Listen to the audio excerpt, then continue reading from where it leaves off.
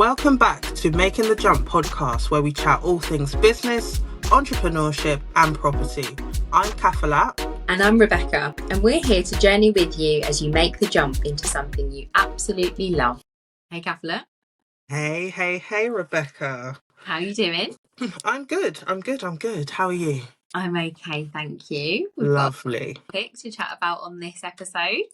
Yes, we do. It's an interesting one. Yeah, one that I'm sure everyone can relate to in some shape or form, and that is what our 2024 goals are going to be. Yes, 2024 is just around the corner, so I feel like it's always good to set some goals and feel like we're pushing forward in our journey.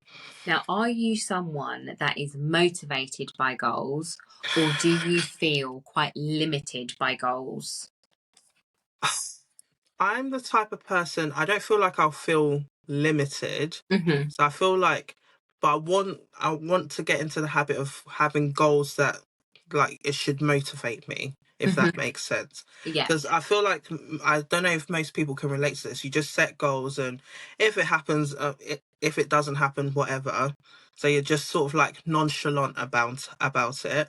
So Yeah. I think maybe it's a case of changing how I think about setting these goals and wanting to achieve it and having that motivation and that drive to want to achieve it, if that makes sense. No, it makes sense. And I was just reflecting, thinking there's absolutely no shame if your goals change. Yes. It's okay to pivot. And I think I've learnt that from you, actually. Yeah. No shame in the game. Pivot, all you like. Yeah. I think it's just about being realistic and monitoring them as well. Mm-hmm. I think very often we set these big New Year's resolutions or goals and then completely forget about them. That's as we it. emerge from winter into spring and summer, and then we look back in November and think, oh yeah, what did I say in January? Exactly. I think about keeping our fingers on the pulse and just seeing them as living, breathing goals that evolve.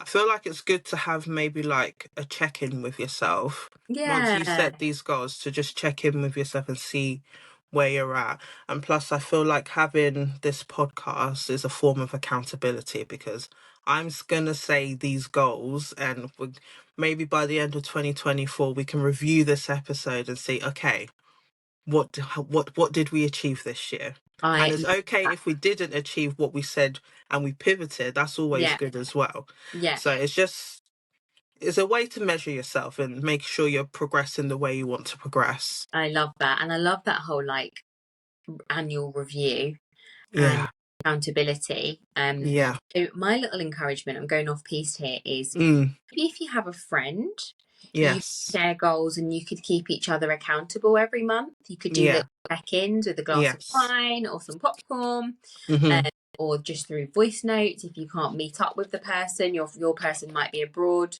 And I also heard about years ago when I was a teenager, someone told me that this husband and wife, once a year, I can't remember if it was once a year actually, yearly, could have been twice a year, whatever, they go away to a hotel and they do basically like a business meeting, but about their relationship, their family, their life, their finances. And they check in on how everything's going, all different areas. And I just remember being so inspired by that. Dave and I have actually ended up doing that maybe a couple of years ago now. We tend to have quite a lot of check-ins with each other, and we love a good spreadsheet and a good list. But I remember 2 years ago, Dave took me to a hotel. We had a beautiful dinner, and he basically presented an idea for a financial plan. Nice. Of how we were going to tackle debt, how we were going to think about, I can't remember if we wanted to start a business there or not, how we wanted to invest in property, how we wanted to build up our savings. It just was something so lovely about being out of the home where you're not thinking about the washing up or putting the laundry away. There's no distractions. You're dressed up. You feel ready to pay attention. And also just seeing them as the goals are something really exciting, something to help elevate you. You know, often they can be quite exciting conversations. They don't have to be dreary and boring. So that is why I am super excited to hear your goals today. Me too. I'm excited to hear what your goals are as well. I think I'll kick off with one of my goals, and one of my goals is with this podcast. I want to be able to create a podcast that helps people along whatever journey that they want to go down.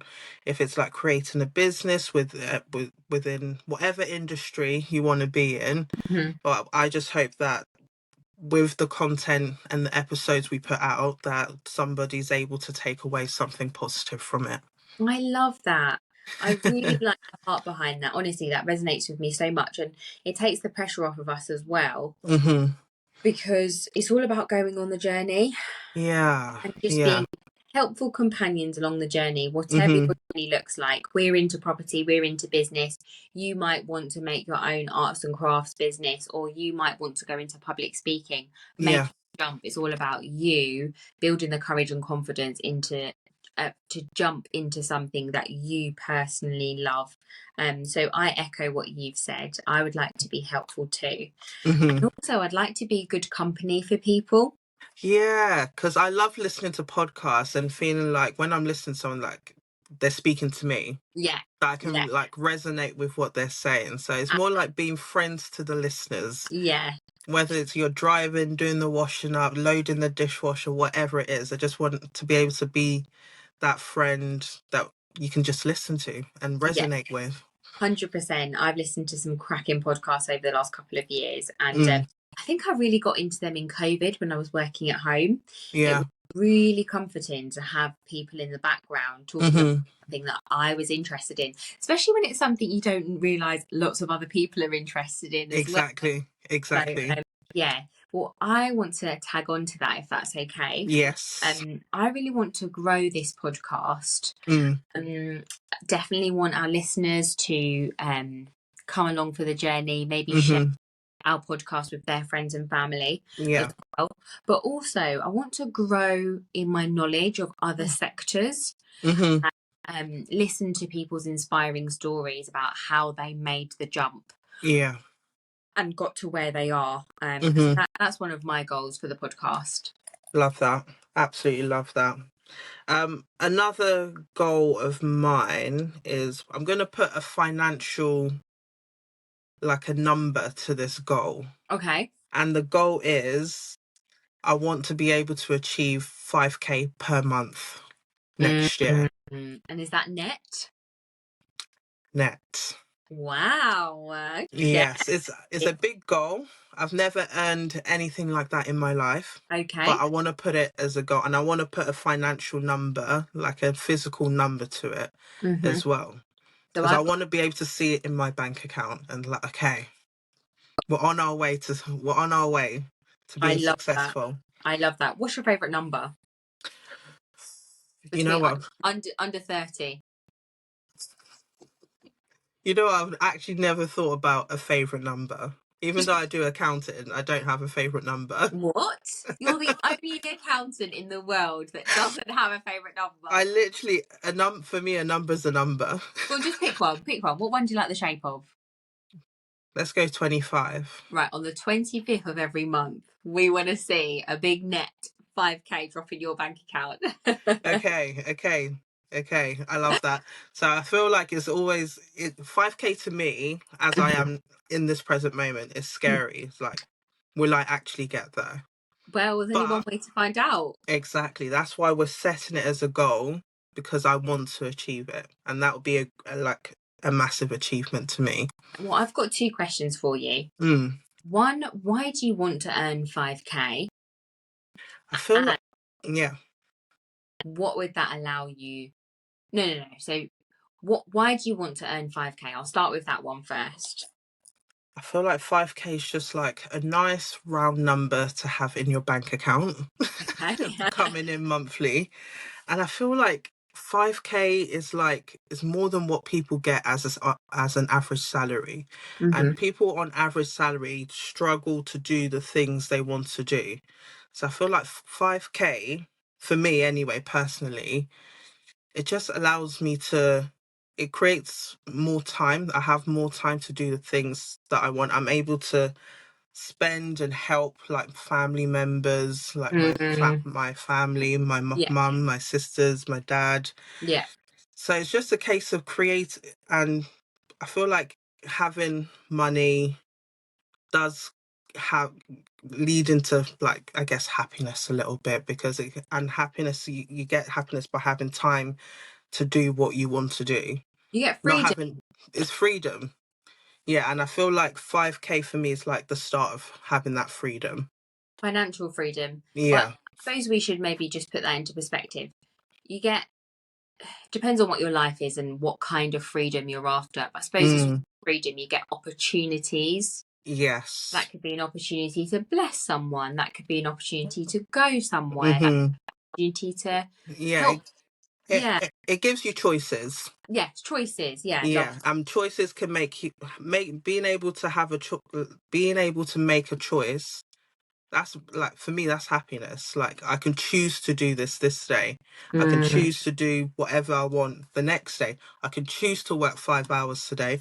I can choose to work 40 hours the next week. So I feel like not 40 hours in a day, definitely not. But I feel like money just gives you choices, which leads into happiness and autonomy. I think I learned that from a podcast from Stephen Bartlett. I can't remember who he was speaking to, but he asked his guests, does money make you happy? And I feel like what I got from that is it gives you autonomy over your life. You're back in control, because you can choose what you want to do and how you want to spend your time. Yeah.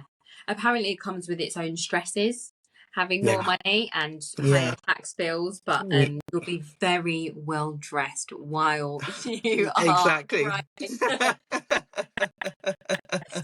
Okay, so my follow-up question for you, Kafilat, is what steps, and you don't need to go into masses of detail, but what steps do you feel like you need to put in place to get you towards that goal?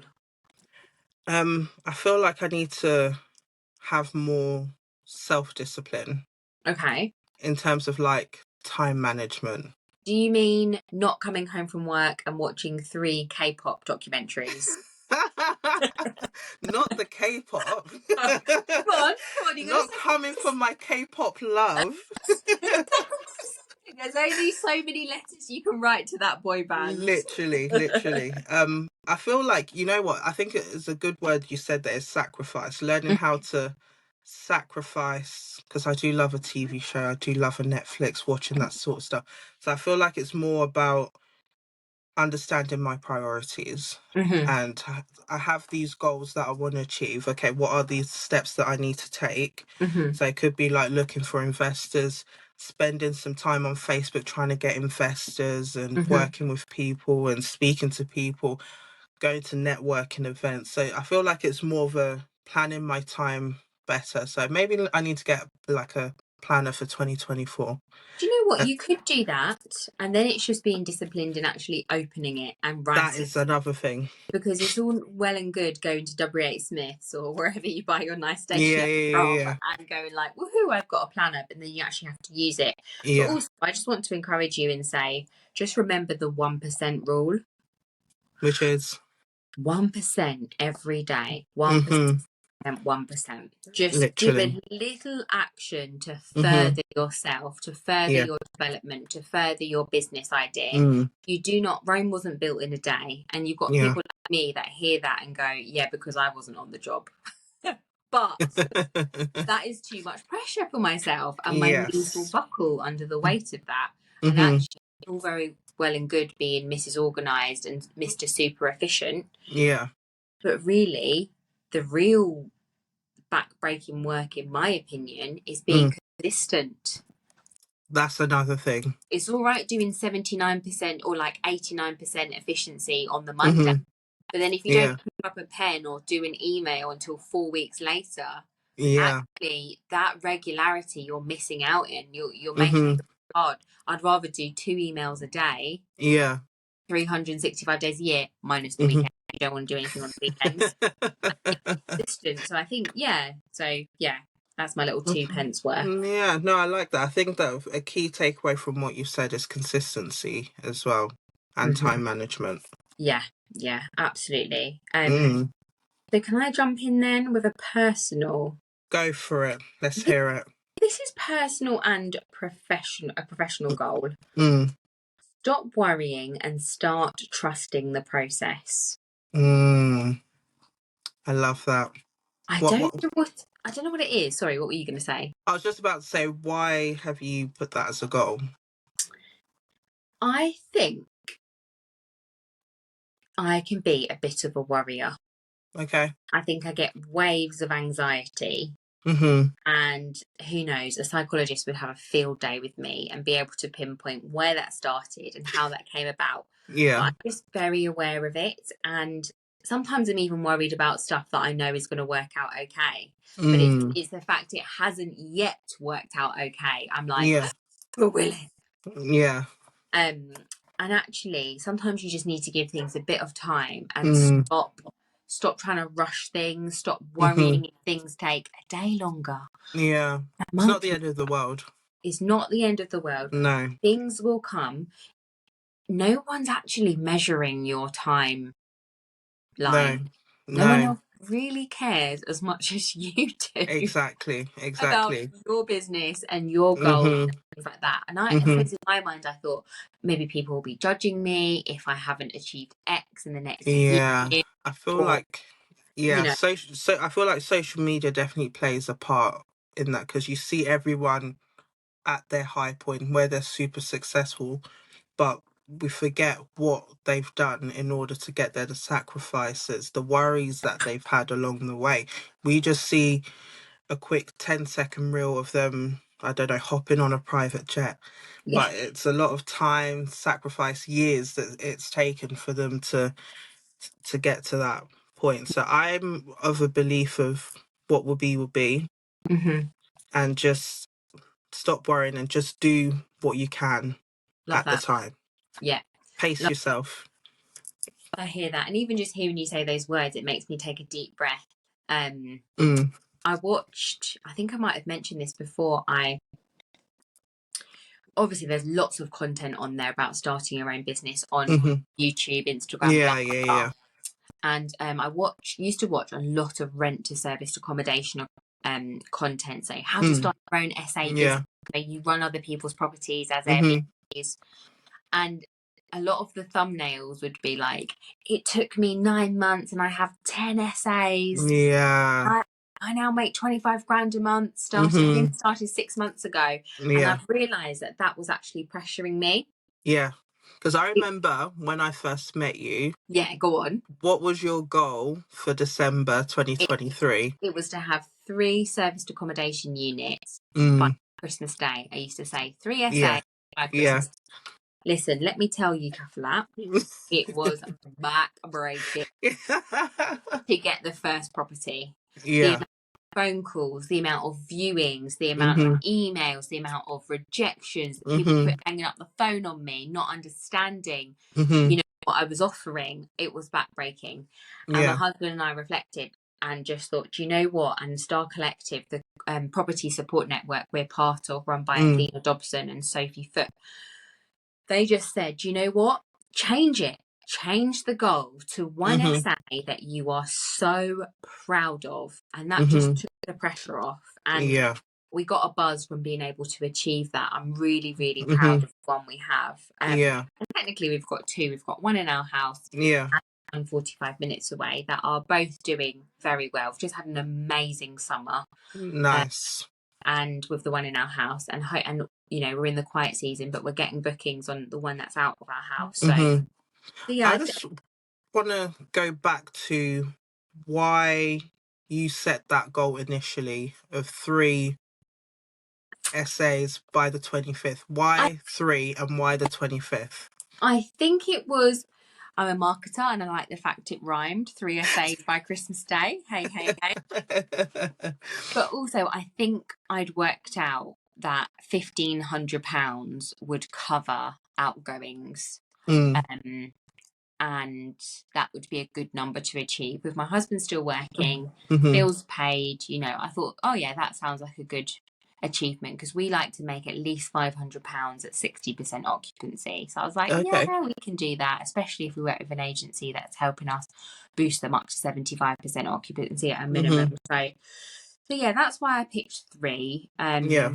But you know what? I'm tired. Honestly, the setup period nearly I know. finished me off. It's a lot. It's intense. My back was like a pretzel. But I don't understand how people say they set up an essay in like a week. Well, actually, you're meeting Home Unity tomorrow, aren't you? Yeah, home unit property, yes. Yeah, and they are lovely. I think they told me they set up one of their essays in, I don't know, a crazy short amount of time. Yeah, But sounds insane. someone was telling me it's because it was furnished already. Oh, okay. And they didn't really have that much decorating to do. Okay. So every property you take on could be a different length of time. You always want to minimise it because you want to be in the rent-free period that you've negotiated with the landlord. But yeah, you can't really compare, to be honest. Mm-hmm. I'm going to say another goal of mine, which is I want to surround myself with like-minded people 2024. Mm-hmm. That's a big goal of mine, because you are who you are because of the company that's around you. So I want to be able to reach into my network. If I need help or need anything, I can always reach out to someone and have a relationship with someone that they'll be able to help, or I can help them, vice versa. So yeah, it's very much as we always say, property is a people business. So it's always good to have a healthy network that's around you. So it's more about connecting with people within the whole even if it's just business as well, because you never know who you can learn from. So yeah, so that's one of my goals. I love that. And they say your network is your net worth. Absolutely. And I think, oh, there we go. It's one of those little catchy sayings. Does it actually mean anything? But it does. It really does. The amount of times I've had a question, I've reached out to you, I've reached out to Star Collective, I've reached out to friends on people that have become friends on Instagram because they're the same thing. It's just it's so precious and valuable to have that group of people that you can say, what do you think about this bit clause in the contract? Or what point did you quit your job? Blah blah blah. So I love that goal, Kafilat. Yeah. Good one. Okay, so back to me then. Yes. Professional goal. I'd like to grow the business. Yes, that's a lovely one. In what way? I'd like to grow the serviced accommodation business in Preston. Nice. And that's where we're based. And this is the patch we know inside out. I have lived here for 10 years. I was a student here, and I have lived in a number of different places. As you do when you're students, you move on a basis. I'm now a homeowner here, and I want to invest more in this city. They're investing in themselves, which is wonderful. Nice. Completely modernising the university. I feel like the high street's slowly coming back. Nice. COVID, I feel like we're looking at Manchester, which is about a 40-minute drive from us, and going, okay, what bits can we take? What bits can we emulate and Prestonise? That would be good. I love that Prestonise. Yeah, that would be good for the community. And so I think, even if I don't always live here in Preston, because I would like to live somewhere a little bit greener, I'd still like to invest in this city. It's where I grew my wings as an adult. Yeah. Life here, and done all of my 20s here. And so we want to invest in Preston, and I don't know. I think we'll want to do more serviced accommodation here. Nice. If we do move, hopefully turn this property that I'm in now into a serviced accommodation unit. But also, because of the thriving university and because of the massive hospital, I think one day a buy-to-let. Nice. Or a mini-mo. So maybe like 3 rooms that rent out individually for nurses right next to the hospital. I think that could work well. Never heard a mini-mo. Yeah, I it's like love that. a small HMO because Yeah. A mini mo. I'm an SA girl, okay? I don't want 10,000 regulations. When they told us about the fire doors, I had stomach pain. I was so worried I about it. know. So I don't know how people who do HMOs do this regulation, that I know regulation. it's a lot. So, but look, Minimos feels like I can cope with that. Fair enough. Also, I don't want anyone phoning me telling me that someone's not taking the bins out. I'm not in the game to be a counsellor, a house therapist. Yeah. Okay, got it. So a mini mo in the future. I think so, but also to get maybe one or two more essays under our belt. We said 10, we said 10 in total by 2024 Christmas Day. But the other day, Is that Christmas Day again? Yeah, I know. It's like the end of the year. What happens after Christmas Day? Yeah. And the other night in bed, Dave rolls over and goes, maybe 10's a bit too many. Maybe just try and get to 5. I think because he's watched me struggle trying to get it. Then he himself had a bit of time off work and he was like, right, I'm going to get on the phone. I'm going to get on the website. And then he comes into the bedroom one day and he goes, this is hard. I'm like, I know. Because at that point, I'd been doing it like 6 months full time. Yeah, but I feel like 10 is definitely achievable. Now that you've got this one that you've got, I feel like they always say the first one's the hardest, and you could use it as a case study. They do. I think that's a really good reminder. But you know what? The appetite for 10's gone. Oh, okay. I think I just want 5 strong ones. Cash flowing one, yeah. Cash flowing, strong. What does it look like to get a 2 grander net? Oh, okay. You know what I mean? Okay. I've just been invited by a landlord to come and view a 14-bed property. Whoa. In the new year. So I'm nice. like, okay, do I think I can guarantee rent on all 14 bedrooms or rooms or apartments? No. But could I find some way of turning this into a business opportunity? Can I take on some blah blah blah? Yeah. So I just want some good I want a smaller golden portfolio, I think. Okay. I hear it. We'll see how it goes. We'll see how Yeah, no, it's a nice goal. It's a nice goal. And I like that you've pivoted your goal from 10 to maybe like 5, but a strong cash flow in 5. And you know what? I really want to own more properties. Yeah, that's a goal. I don't always want to manage them. I love decorating. Yeah. I love furnishing. When I get something free or at a discounted price on Facebook Marketplace, I just stare at it for like an hour. I'm so proud. I polish it up, I paint it, I upholster it. I'm just so proud. But actually, what would bring me more joy is knowing I'm getting capital appreciation as well as that cash flow, monthly cash flow, because I want generational wealth. And I want to basically build something, not necessarily for my children, because I don't want them to feel pressure that they have to be a family business. But something that gives my children opportunities and sets a really good example of, hey, you can do a 9 to 5, but you can also start your own business. That's it's giving them options. Viable option, exactly. Yeah. That's what money does, give you options. Yes, I think they're my main goals. What about you? Okay, I feel like I've got one final one, which I guess is a personal one. It's just health in general.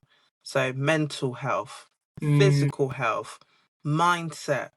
So I want to try and like listen to more mindset podcasts, because I feel like mindset, especially growing up in like an African household, you're taught one way, but then you go out into this hot world, then there's so many other ways of doing certain things that are different to the way we was taught. Do you have any examples, or do none come to mind? I guess an example is like, you must go to uni. Okay. Me not going to uni wasn't an option. You have to go to uni. Lawyer, accountant. Yeah. Those were your options. So I guess it's realizing that you can do so much. Uni's not the end, like the be all and end all. Yes, which I didn't realise. Me neither. And I think that's because I come from an Afro-Caribbean family. And Mm. so I'm going to go a bit deeper here because this Yeah. could be helpful for other people to hear who've come from similar backgrounds, or other people who aren't from similar backgrounds to get an insight into. My question to you is, where do you think that desire comes from Black families for their young ones to get those kinds of careers? Because I think it's having stability. Mm-hmm. If I said at 18 I wanted to do a business, Mm-hmm. there's no guarantees and there's no stability. Yeah. And I want to start a business. Whereas going down the path of uni, Yeah. guarantees, like, okay, you go to uni, you will get a job, Mm-hmm. no matter how much the job pays, but you will start to build your career. Yeah. So I think it comes from having, maybe they didn't, because they were always taught, like my parents' generation were always Yeah. taught, education's your way out. Yes, that is my theory of where Yeah. it comes from. Yeah. I remember my grandma visited me from abroad. She came to Mm. see me, and she woke me up early before school to make me do fractions. And I was thinking, fractions? When are you going home, Grandma? This is too much. I haven't even slicked my hair back or had my weeds a bit. You want me to do fractions? That is hilarious. And there wasn't a one-off occasion. Oh, it's consistent. No, then whenever she would visit me, she would teach me this, teach me that. And she would, in the evening, she would do French with me and stuff. And I used to love French, and I still love that language. And I just, as I got older, I started to think, where does that come from? And I think it's because she grew up in poverty. And I think they were taught, actually, education helps you get out. And she's one of 8. And I think all 8 of them have done well. And I think education has been a catalyst for that. Yeah. Either a catalyst or a vehicle for that. Yeah, absolutely. Yeah. And so I think because people have been oppressed and have come from very tough, extreme circumstances. Yeah. They want us to do whatever we can to not have to repeat that cycle. But I think we're now maybe one of the first generations, maybe first or second generation, that can now say, actually, there are other ways, and there's more out there. We need to be brave. And sometimes do a little detour. Yeah. And start businesses or get temporary jobs while we're working out what we want to invest thousands of pounds into and 4 years of our lives into. Yeah, because when I think about it, when I think back to when I was 18, 10 years ago, 18 is like still a young age to be making such a huge decision on, okay, this is my career path. Sometimes you just like need to, when you're in college, just maybe have a moment to figure out what you actually want to do. Then I also think if my background was like a wealthy background, like money wasn't an issue, and I said at 18, oh, I want to start my business, I don't think uni would have been like, you must go. I think it could have been a conversation at least. Okay. Rather than like, okay, uni's the only way. You have to, that you can make it in life. Yeah, I hear you. I hear you. Yeah. It's an interesting one. It's interesting. Yeah, it is. And university, I was thinking about this yesterday. It has been so helpful. One of the main reasons it's been helpful is it's opened doors. Yes, I agree. And the whole experience of moving away from home and meeting other people that think differently to the people you grew up with or the family is so eye-opening. And meeting lots of different types of people who think in a plethora of different ways. Yeah. That can really positively impact you if you're making sensible decisions. Yeah. It can impact your future because you might start speaking to this person who introduced you to this person and you try this job. Because jobs that we're doing now, day and age, probably didn't exist a lot of time. My background's communications officer. It's like if I said to my grandma, what's a communications officer? They'd be like, What is that? Like, is that on the telephone BT switchboard? I remember I'd been a comms officer, which is like marketing, newsletters, website, social media, for like 2 years. And then my grandma goes, so what is it you do again? I was like, oh, yeah, I've lost my thread a little bit. But basically, I think we are the first generation, potentially second. If someone wants to correct me on that, I welcome that. That can be a bit bolder. Yes, more risk taken. Can take calculated risks or crazy if you're that way inclined. Yeah. We live somewhere that has job seekers allowance, so there's a very small safety net. We live in a country where, there is more access to support and volunteer schemes and employability workshops. And we have a bit more disposable income. So I think that's how Making the Jump was born, wasn't it? Encouraging that idea that actually, if you want to make the jump into something that you love and something that's different, you can. Yeah, there are other ways of being successful. It's just I think that's a good way to sort of come to the end of the episode. Yeah, make that jump. Go on, do it. So, if you want to put faces to our voices, please check out our Instagram at Making the Jump Pod. Then, if you want to connect with me, myself, and follow my personal journey, you can find me at Banjo Estates on Instagram, and that's banjo like the instrument estates. And you should definitely check out Banjo Estates and see Kafilat's lovely face because she has amazing eyebrows. If you want to follow mine and my husband's journey as we venture from having an Airbnb in our home and expanding our business to having a number of rent-to-serviced accommodation units, you can check us out and say hello to us on Instagram. We are called Abide Property Management. So thank you so much, guys, for tuning in this week. We love chatting and we love chatting to you. Drop us some messages, any scenarios, any questions or topics you want us to discuss. Yes, please. At Making the Jump Pod. And we look forward to jumping in with you in the next episode. Yes, we'll catch you in the next episode, guys. See you soon. Bye.